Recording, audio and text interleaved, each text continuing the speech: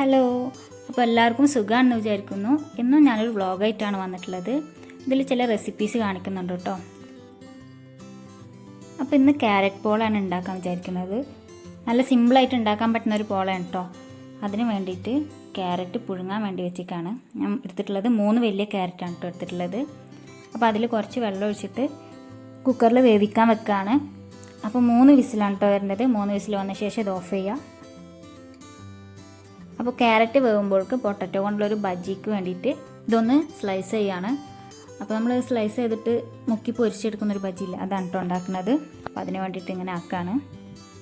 ഇപ്പോൾ ക്യാരറ്റ് വെന്ത് വന്നിട്ടുണ്ട്. 3 വിസിൽ വന്നപ്പോൾ ഓഫ് ചെയ്തു.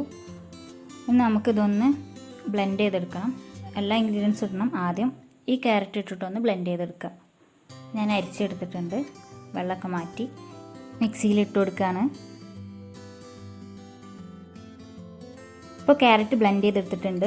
ഇനി ഇതിലേക്ക് 4 മുട്ടയാണ് ചേർത്ത് കൊടുക്കുന്നത്. അപ്പോൾ നമ്മൾ 3 ക്യാരറ്റാണ് എടുത്തിട്ടുള്ളത്. അതിലേക്കാണ് 4 മുട്ട. നമ്മൾ എത്ര ക്യാരറ്റ് എടുക്കുന്നോ അതിൽ അധികം ഒരു മുട്ട എടുക്കുക കേട്ടോ.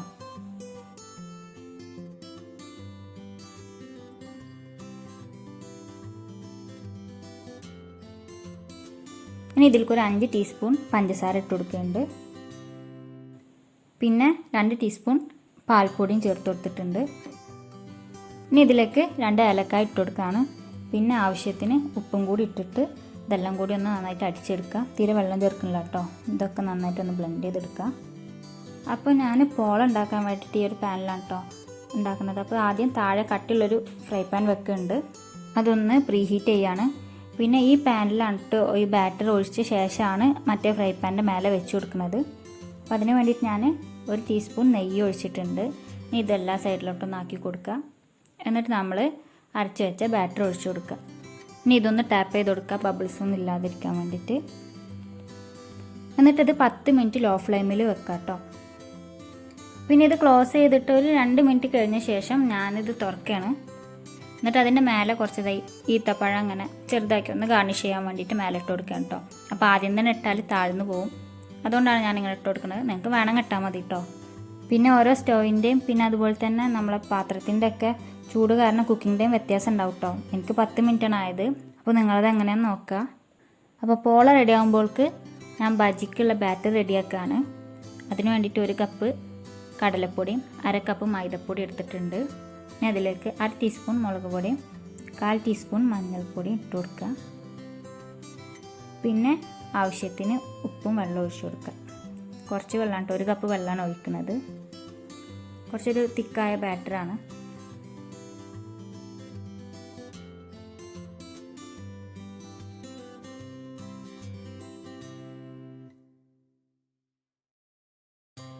ഇപ്പോൾ 10 മിനിറ്റ് ആയിട്ടുണ്ട് കേട്ടോ. ഇനി ഇതൊന്ന് ആയോ നോക്കാം.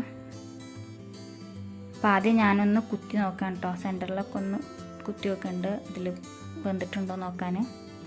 അപ്പോൾ ഇത് റെഡി ആയിട്ടുണ്ട്. നമ്മൾ ക്യാരറ്റ് പോള ശരിയായി വന്നിട്ടുണ്ട്. അപ്പോൾ വേഗം തന്നെ ഉണ്ടാക്കിയെടുക്കാൻ പറ്റണം കേട്ടോ. പിന്നെ നല്ല സോഫ്റ്റാണ്, നല്ല ടേസ്റ്റുമാണ്. നമ്മൾ വായിലിട്ടാൽ അലിഞ്ഞു പോകുന്നൊക്കെ പറയില്ലേ, അതുപോലെ നല്ല ടേസ്റ്റുള്ള ഒരു പോളയാണ്. അപ്പോൾ നിങ്ങൾക്കത് അറിയില്ലെങ്കിലും ഒന്ന് ഉണ്ടാക്കി നോക്കും കേട്ടോ എങ്ങനെ ഉണ്ടെന്ന്.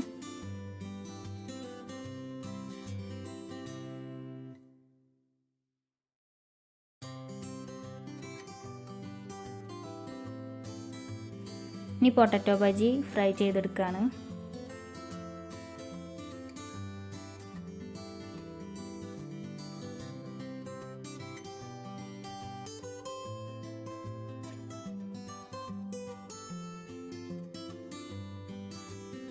ഈ ബജിയിലേക്ക് നമ്മൾ തേങ്ങയും വിനീഗറൊക്കെ ഒഴിച്ചിട്ടുള്ളൊരു ചമ്മന്തി ഇല്ലേ, ഒരു വെള്ള കളർ ചമ്മന്തി, അതാണ് കേട്ടോ നല്ല ടേസ്റ്റാണ്. ഞാൻ ഇന്ന് ടൈമില്ലാത്തതുകൊണ്ട് ഉണ്ടാക്കിയിട്ടില്ല, കെച്ചപ്പ് കൂട്ടിയിട്ടാണ് കഴിക്കുന്നത്. ഇന്ന് പത്തിരിക്ക് പകരം ബാക്കിയപ്പമാണ് കേട്ടോ ഉണ്ടാക്കുന്നത്. അപ്പോൾ അതിലേക്കുള്ള മസാലയാണ് റെഡിയാക്കുന്നത്. ഇതിൻ്റെ റെസിപ്പി ഞാൻ കാണിക്കുന്നില്ല, കാരണം ഞാൻ മുമ്പ് ഒരു വീഡിയോ ഇത് മാത്രമേ ഇട്ടിട്ടുണ്ടായിരുന്നു. അപ്പോൾ അതിൻ്റെ ലിങ്ക് ഞാൻ ഡിസ്ക്രിപ്ഷനിൽ കൊടുക്കുക. അപ്പോൾ നിങ്ങൾക്ക് വേണമെന്നുണ്ടെങ്കിൽ അത് നോക്കാം കേട്ടോ. അതുകൊണ്ട് ഞാൻ റെസിപ്പി അങ്ങനെ പറയുന്നില്ല. ഇത് പത്തിരിക്ക് പകരം ഉപയോഗിക്കാൻ പറ്റിയ നല്ലൊരു ഡിഷാണ് കേട്ടോ. അതുപോലെ തന്നെ ബ്രേക്ക്ഫാസ്റ്റിനും ഡിന്നറിനൊക്കെ പറ്റിയ നല്ലൊരു റെസിപ്പിയാണ്. ഇന്ന് ഞാൻ ചിക്കൻ കൊണ്ടാണ് ഉണ്ടാക്കിയിട്ടുള്ളത്. അതിന് പകരം നമുക്ക് ചെമ്മീൻ വെച്ചിട്ട് ചെയ്യാൻ പറ്റും.